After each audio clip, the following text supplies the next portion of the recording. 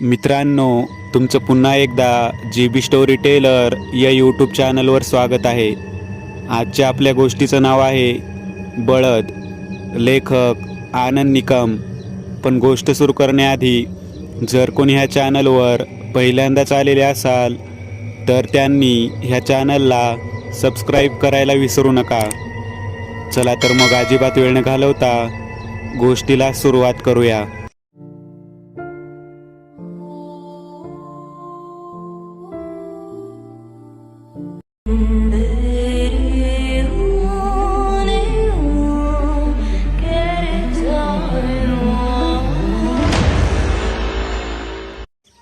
भरत खेळून वाड्यात आला त्यावेळी दुपार नुकतीच सरली होती. आज त्याला जेवायला उशीर झाला होता. खेळायच्या नादात त्याला जेवायचे सुद्धा भान राहिले नव्हते. 100 खणांचा तो पाटलांचा वाडा त्या पंचक्रोशीत प्रसिद्ध होता. या वाड्याचा एक दबदबा होता. गावच्या मध्यावर थोड्याशा उंचीवर असणाऱ्या वाड्याच्या बुरुजावर गेले की संपूर्ण गाव दृष्टिक्षेपात यायचे.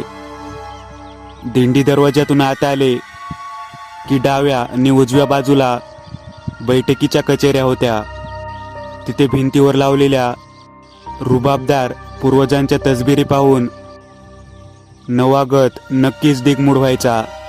तिथून आत गेले की मोकळा फरसबंदी चौक, त्यातील ते भव्य तुळशी वृंदावन लगेच नजरेत भरत होते. डाव्या बाजूला जनावरांचा गोठा आणि उजव्या बाजूला कोटीच्या खोल्या, त्यात शेतीची अवजारे व इतर बरेच काही बाई सामान होतं. बरोबर मध्यभागी ओसरी होती आणि तिला लागून ओळीने अनेक खोल्या होत्या. सर्वात आत स्वयंपाकघर व त्याला लागून देवघर होते. सर्जेराव पाटील गावातील मोठं प्रस्थ होते. त्यांच्या शब्दाला गावात मान होता. राजकारणातही त्यांचे चांगलेच वजन होते. पण एवढ्या मोठ्या वाड्यात फक्त 3च माणसे राहत होती. पाटील, त्यांची पत्नी आणि एकुलता एक मुलगा भरत. शेतीवाडी भरपूर होती. शेतीचे काम पाहायला गडी माणसे होती. दिवसभर येणाऱ्या जाणाऱ्यांची वाड्यावर वर्दळ असायची. उन्हाळ्याचे दिवस होते. भरतची 10वीची परीक्षा संपून 1.5-2 महिने झाले होते. 11वीला आता जिल्ह्याच्या कॉलेजला जायची स्वप्न पाहत त्याची सुट्टी मजेत चालली होती. आज आईनी बाबा कोण्या नातेवाईकाच्या लग्नाला बाहेर गावी गेले होते. भरत एकटाच होता. सकाळी आईने त्याचा स्वयंपाक करून ठेवला होता. खूप भटकू नको आणि त्या टोपल्यात जेवण ठेवलं आहे, गरम करून खा. आम्ही संध्याकाळी लवकर येतो, आईने वारंवार त्याला बजावून सांगितले होते. खरं म्हणजे त्याला एकट्याला सोडून ते कधीच गेले नव्हते. आजही त्याला घेऊन जाणार होते, पण भरतची क्रिकेटची मॅच होती त्यामुळे त्याने नकार दिला होता. तू किती काळजी करणार आहेस त्याची? आता तो लहान राहिला नाही. महिन्याभरात कॉलेजला जाईल. त्याला कळतं भलं बुरं. पाटलांनी पत्नीची समजूत काढली होती. भरत खेळून आला त्यावेळी वाड्यात शुकशुकाट होता. गडी माणसं गुरं घेऊन शेताकडे गेले होती. दिंडी दरवाजाला कडी होती. भरतने जोर लावून कडी काढली नि तो प्रचंड दिंडी दरवाजा ढकलला. नेहमीपेक्षा तो जरा जास्तच कुरकुरला. त्याच्या डोक्यात अजूनही आजच्या मॅचचाच विचार घोळत होता. तो त्याच्याच नादात चौकात आला. हौदातून बादली भरून घेतली. त्या गार पाण्याचा स्पर्श खूप आल्हाददायक वाटत होता. हातपाय धुवून तो ओसरीवर आला. माठातील तांब्याभर पाणी घटाघट प्याला. त्यावेळी त्याला बरं वाटलं. भूक जोराची लागली होती. तो स्वयंपाकघराकडे निघाला त्यावेळी पहिल्यांदाच वाड्यात तो एकटा आहे याची जाणीव झाली.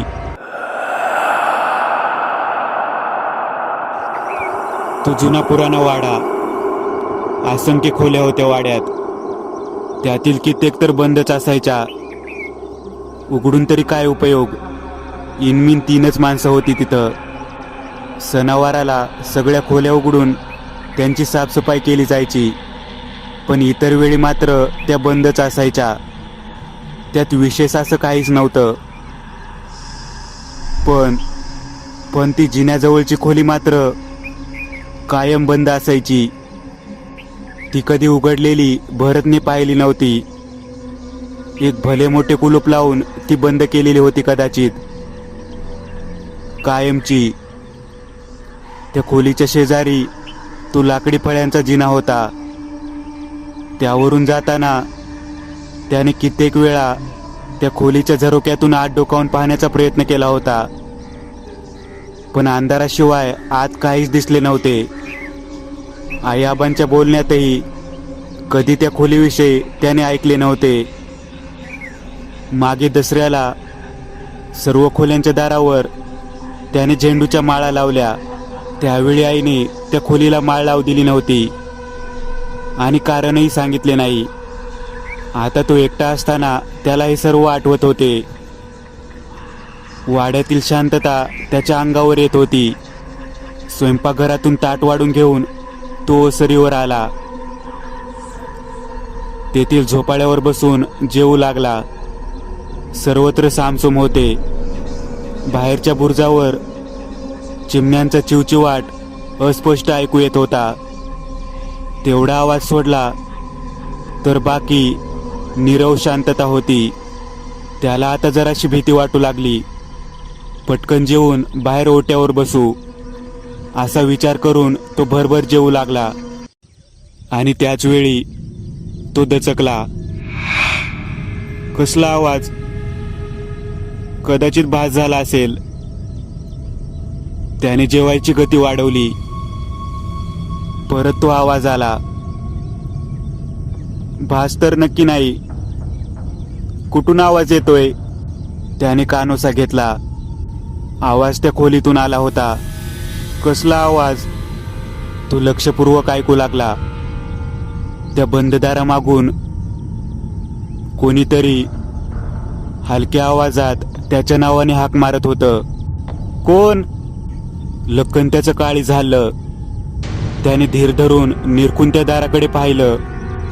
आतून कोणीतरी दार ढकलत होतं आणि अस्पष्ट आवाजात त्याला बोलावत होतं.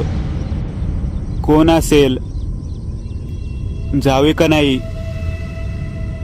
भरतने विचार केला. भरत, हे भरत. कुणीतरी व्याकुळतेने हाक मारत होतं. भरत उठला आणि त्या दाराजवळ गेला. अजून आतून कोणीतरी दार ढकलत होतं. त्याने दाराला कान लावला. भरत, ए भरत, मी येऊ का? आवाज त्याच्या कानात घुमला. त्या पाठोपाठ कुत्सितपणे कोणीतरी खिदळलं. भरतला दरदरून घाम फुटला. तो झटकन मागे सरकला. त्याच वेळी आतून जोरात दार ढकलले गेले. कोणीतरी ताकद लावून दार ढकलत होते. ते जुने पुराणे कुलूप तरी किती वेळ तग धरून राहील याची शाश्वती नव्हती. दाराच्या धडका वाढत चालल्या होत्या.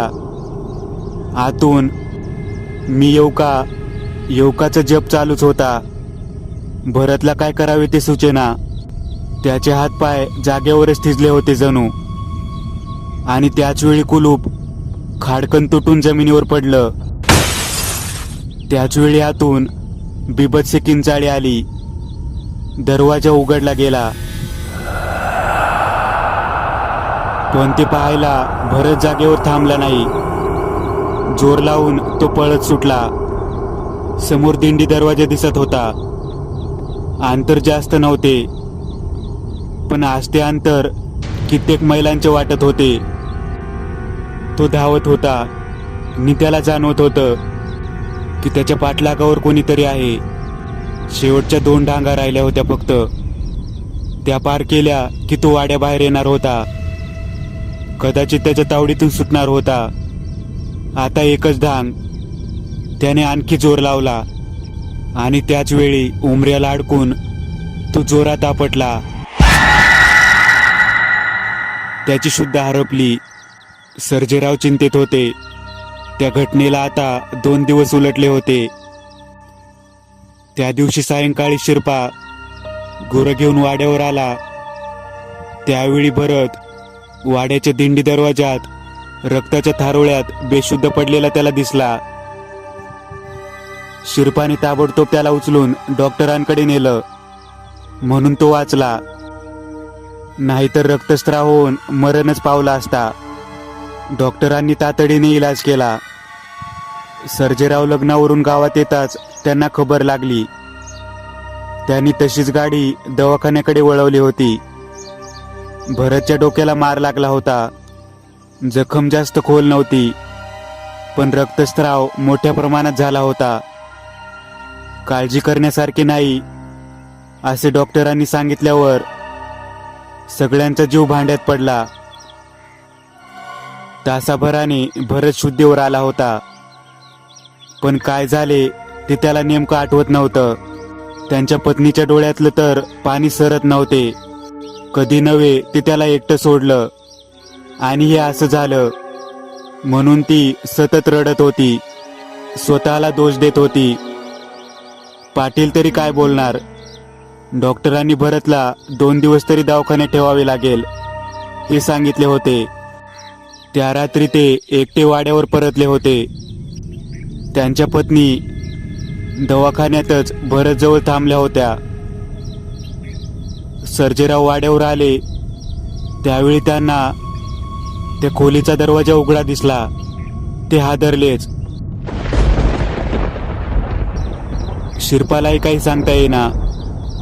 त्यांनी तातडीने त्या खोलीला पुन्हा कुलूप बंद केले होते. ही बाब आपल्या पत्नीलाही त्यांनी अद्याप सांगितली नव्हती. खोलीचा दरवाजा उघडणे आणि भरतची तशी अवस्था होणे यांचा काही संबंध आहे का याचा ते सतत विचार करत होते. ती खोली पूर्ण रिकामी दिसत असली तरी ती तशी नव्हती. त्या खोलीत बळद होते. त्या बळदात जाण्यासाठी खोलीच्या मध्यभागी फरशीवर साधारण 3x3चे सागवानी दार होते. ते दार मात्र उघडलेले त्यांनी कधीच पाहिले नव्हते. पण आत काही पायऱ्या उतरून गेले की प्रशस्त तळघर आहे असं त्यांची आजी सांगायची. पूर्वी धान्य साठवण्यासाठी त्या तळघराचा वापर केला जायचा, पण काही कारणाने नंतर त्याचा वापर बंद केला गेला.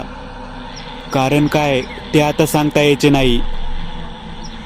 पण त्या बळदाच्या दाराला गंडे दोरे वेगवेगळ्या प्रकारचे ताईत बांधलेले होते. सर्जेरावांची आई असेपर्यंत दर अमावास्येला बळदाच्या दाराजवळ नैवेद्य ठेवायला जायच्या. मागच्या कित्येक पिढ्यांपासून हा रिवाज चालू होता. सर्जेराव शिकलेले असल्याने असल्या अंधश्रद्धांवर त्यांचा विश्वास नव्हता. त्यांच्या आईनंतर मात्र यात खंड पडला. सर्जेरावांची पत्नी देवभोळी होती. लग्नानंतर तिलाही वाटायचे आहे परंपरा तर काय हरकत आहे, पण सर्जेरावांनी नैवेद्य ठेवायला सक्त मनाई केली होती. या गोष्टीलाही आता जवळपास 16-17 वर्ष झाली असतील. इतक्या वर्षात कधी काहीच वाईट घडले नव्हते. मग अचानक असे का झाले? आज भरतला दवाखान्यातून सोडणार होते, पण त्याला घरी आणणं सुरक्षित आहे का? पत्नीने जर त्या खोलीला लावलेले नवीन कुलूप पाहिले तर काय उत्तर द्यायचे? विचार करून करून सर्जेराव थकले होते. पहिल्यांदाच त्यांना आपला वाडा असुरक्षित वाटू लागला होता. भरत दवाखान्यातून घरी आला. त्या दिवशी काय घडलं हे त्याला खरंच आठवत नव्हतं. सर्जेरावांनी त्याला जास्त विचारले नाही. आता पाटलीनबाई भरतला नजरेआड करायला सुद्धा घाबरू लागल्या. भरतच्या पडण्याचा नि त्या खोलीचा संबंध आहे हे एव्हाना त्यांना कळून चुकले होते. लग्न झाल्यावर ज्यावेळी त्या पहिल्यांदा नांदायला वाड्यात आल्या त्याचवेळी त्यांच्या सासूबाईंनी त्यांना त्या खोलीपासून लांब राहायला सांगितले होते. सासूबाईंच्या सासूबाईंनीही त्यांना तसेच सांगितले होते. दर अमावस्येला नैवेद्य ठेवण्याशिवाय त्या तिकडे फिरकत नसत. अनेक पिढ्यांपासून पाळत आलेला अलिखित नियमच होता तो जणू. एक प्रकारची अनामिक भीती वाड्यात साकारली होती. पाटीलही काम उरकून वेळेत घरी येऊ लागले. मनाच्या एका पातळीवर सतत द्वंद्व चालू असायचे. एकदा वाटायचे की बळदाचे दार उघडून आत पहावे काय आहे, पण दुसरे मन लगेच विरोध करू लागायचे. दिवस उलटत होते. भरतची जखम भरत आली होती, पण त्याचे वागणे मात्र बदलले होते. गेल्या काही दिवसात तो स्वतः एकदाही वाड्याबाहेर गेला नव्हता. डॉक्टर जवळच राहिला असल्याने तेच घरी येऊन ड्रेसिंग करून जायचे. त्यामुळे बाहेर जायचा तसा प्रश्नच येत नव्हता. पण तो बाहेर जायला उत्सुक नसायचा हे मात्र खरे. तो दिवसभर हरवल्यासारखा झोपाळ्यावर बसून राहायचा. कोणी भेटायला आले तरी त्याच्या चेहऱ्यावर ओळखीचं चिन्ह वगैरे काहीच दिसायचं नाही. एकदम निर्विकार चेहरा करायचा. बोलणंही कमी झालं होतं. खाण्यापिण्यावरची तर त्याची वासनाच उडाली होती. आताशा तो क्रूश दिसू लागला होता. त्याच्या चेहऱ्यावर पिवळी पांढरट छटा दिसू लागली होती. त्याचे बोलके डोळे आता निस्तेज दिसत होते. एकुलता एक मुलगा असल्याने सर्जेराव धास्तावले होते. डॉक्टरांनी अनेक प्रकारच्या तपासण्या केल्या, पण सगळे रिपोर्ट नॉर्मल होते. पाटील, शरीरशास्त्राप्रमाणे मला आवश्यक ते सर्व तपासण्या केल्या, पण सर्व रिपोर्ट नॉर्मल आहेत. मला तरी विशेष काही वाटत नाही. कदाचित त्याला मानसिक धक्का बसला असेल, त्यामुळे असेल कदाचित. आपण थोडे दिवस वाट बघू. झाला फरक तर उत्तम, नाहीतर मानसोपचार तज्ज्ञांचा सल्ला घेऊ. डॉक्टरांनी सर्व रिपोर्ट पाहिल्यावर त्यांचे मत व्यक्त केले होते. एक वेळ रिपोर्टमध्ये काहीतरी दोष निघाला असता तर बरे झाले असते, असं म्हणायची वेळ आली होती. निदान त्यावर उपाय तरी करता आला असता, असे सर्जेरावांना वाटले. ते जरा निराश मनानेच घरी आले. पाटलीनबाईंना त्यांचा मूड कळला. सर्जेराव कचेरीत बसले होते. पाटलीनबाई तिथे येऊन उभ्या राहिल्या. पाटलांना प्रश्न विचारायचे धाडस नव्हते त्यांच्यात. पाटलांना त्या कशासाठी आल्यात ते कळले. सगळे रिपोर्ट नॉर्मल आहेत. काही गोळ्या औषधं देता येणार नाही सध्या तरी, असं डॉक्टर म्हणाले. थोडे दिवस थांबू, नाही तर पुढे त्यांना बोलवले नाही. पाटलीनबाईंना हुंदका आवरला नाही. काही क्षण तसेच गेले. कोणी काहीच बोलले नाही. पाटलीनबाईंना काहीतरी बोलायचे होते, पण त्यांची जीभ रेटत नव्हती. बोला, काय बोलायचे आहे ते. शेवटी पाटीलच म्हणाले, आपण बाहेरच बघायचं का? काहीतरी बाहेर वसा असल, नानाही म्हणत होता. म्हणजे तुम्हाला पटलं असेल तर, त्या चाचरत बोलल्या. पाटलांनी हुंकार भरला. नानासाहेब त्यांचा मेहुणा होता. पाटलीनबाईचा धाकटा भाऊ. त्यांना कितीही पटत नसले तरी एकदा प्रयत्न करून बघायला काहीच हरकत नव्हती. सर्जेरावांची परवानगी मिळताच पाटलीनबाईंनी नानासाहेबांना निरोप पाठवला. नानासाहेबही तातडीने हजर झाले. त्यांच्याबरोबर एक इसम होता. साधारण शरीरयष्टी असणाऱ्या त्या व्यक्तीचे भेदक डोळे नि धारदार नाक लक्ष वेधून घेत होते. त्याचे वय 45च्या आसपास असावे. हा भैरव, माझा मित्र. नानासाहेबांनी ओळख करून दिली. सर्जेरावांनी नमस्कार केला. ताईचा निरोप मिळताच याला जाऊन भेटलो नि तातडीने घेऊन आलो. पाटलीनबाई तेवढ्यात चहा घेऊन आल्या. भैरव चहा पिला नाही. थोड्या वेळापूर्वी त्याने पाणीही नाकारले होते. हे सर्जेरावांच्या लक्षात आले होते. सर्वसाधारण चार चौकांसारखा दिसणारा हा माणूस खरंच विश्वास ठेवण्याच्या लायकीचा आहे का, असं सर्जेरावांना इतर वेळी प्रश्न पडला असता. पण ज्या अर्थी नानाने त्याला आणले होते त्या अर्थी त्याच्यात काहीतरी विशेष असणार हे नक्की. ते नानाला चांगलेच ओळखत होते. चहा पिऊन झाल्यावर ते तिघे ओसरीवर गेले. पाटलीनबाईंना भैरवने तिथे येण्यास मनाई केली होती. भरत झोपाळ्यावर निजला होता. ओसरीवर पाय टाकताच भैरव थबकला. डोळे मिटून हळूहळू खोल खोल श्वास घेऊ लागला. जणू तो काहीतरी हुंगत आहे. जिन्याच्या त्या खोलीकडे एक नजर टाकून तो थेट भरत जवळ गेला. झोपलेल्या भरतचे निरीक्षण करू लागला. तो काहीतरी शोधत असावा. त्याने भरतला उठवले. भरत आता त्रासिक दिसत होता. भैरवने अचानक भरतचे डोकं दोन्ही हाताने पकडलं आणि काहीतरी पुटपुटत दोन्ही अंगठ्यांनी त्याच्या दोन्ही भोवयांच्या मध्ये जोराचा दाब दिला. भरत वेदनेने विवळला. सुटण्याची धडपड करू लागला. पण भैरवची पकड मजबूत होती. त्याच वेळी भरतच्या दोन्ही कानातून काळा चिकट द्रव बाहेर आला. भैरवने दाब देण्याचे थांबवले. भरतला ग्लानी आली असावी. आता तो निश्चित पडला होता. भैरवने आपल्याकडील कापसाने तो काळा द्रव पदार्थ पुसला. पिशवीत आणलेल्या लाल फडक्यात तो कापसाचा बोळा व्यवस्थित गुंडाळून पिशवीत वेगळा ठेवला. सर्जेरावनी नाना आवक होऊन पाहत होते. झोपू द्या त्याला, सकाळपर्यंत ठीक होईल. मला वाड्याच्या गच्चीवर घेऊन चला, शांतपणे भैरव म्हणाला. ते गच्चीवर आले.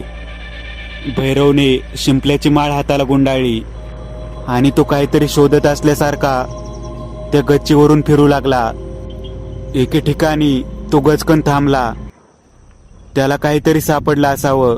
सर्जेरावांकडे वळून तो थरथरत्या आवाजात म्हणाला, पाटील, तुमच्या मुलाचा प्राण तुम्हाला वाचवायचा असेल तर तुम्हाला वाडा सोडावा लागेल,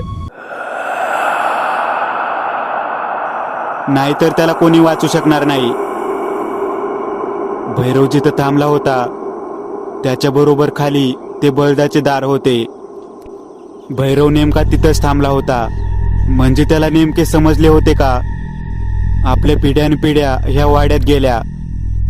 वाडा सोडून कधीच दुसरीकडे राहण्याची वेळ कुणावर आली नव्हती. आणि हा इतक्या ठामपणे म्हणतो की तुम्हाला वाडा सोडावा लागेल. पण का? हाच मुख्य प्रश्न होता. भरतचा चेहरा आठवला नि त्यांचे काळी चरकले. त्यांचा खूप जीव होता भरतवर. त्यांच्या मनाचा हळवा भाग होता तो. नेमका त्यालाच धोका होता. भरतला वाचवण्यासाठी ते कोणत्याही थराला जायला मागे पुढे पाहणार नव्हते. भरतच्या कानातून आलेला तो काळा द्रव पदार्थ कशाचे प्रतीक आहे? सर्जेराव स्वतःच्या विचारांचे तंद्रीत होते. त्याच वेळी भैरव बोलला, तुमच्या मुलाचे मन आणि शरीर ताब्यात घेण्याचा प्रयत्न झाला आहे. सध्या तरी तो वाचला आहे, पुढे सांगता येणार नाही.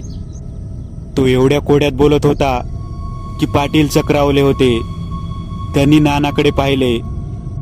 नानाला त्यांच्या मनात काय चालले त्याची कल्पना असावी. तो पुढे झाला नि भैरवला म्हणाला, भैरव, तू जरा विस्कटून सांग की नेमका कोण भरतच्या मागं लागलाय. नाना, तू नि मी मित्र म्हणून मी इथं आलो. मला जर हे प्रकरण आधीच माहिती असतं तर मी इथं आलोच नसतो, या फंद्यात पडलोच नसतो. या इथं या वाड्यात आता या वेळेला पाशवी शक्ती वास करतायत. तुमच्या कोणाच्या लक्षात येणार नाही. एकच व्यक्ती आहे या वाड्यात ज्याच्याशी त्या शक्ती संपर्क साधतायत किंवा संपर्क साधू शकतात.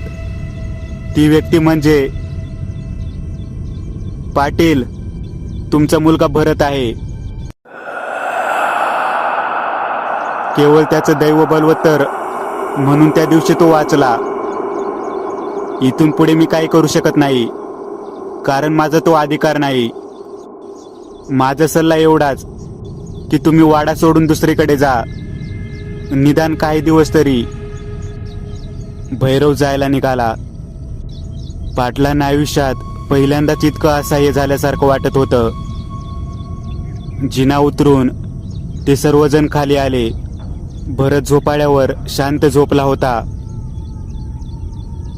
पाटलीनबाई त्याच्या शेजारून बसून त्याला कुरवाळत होत्या.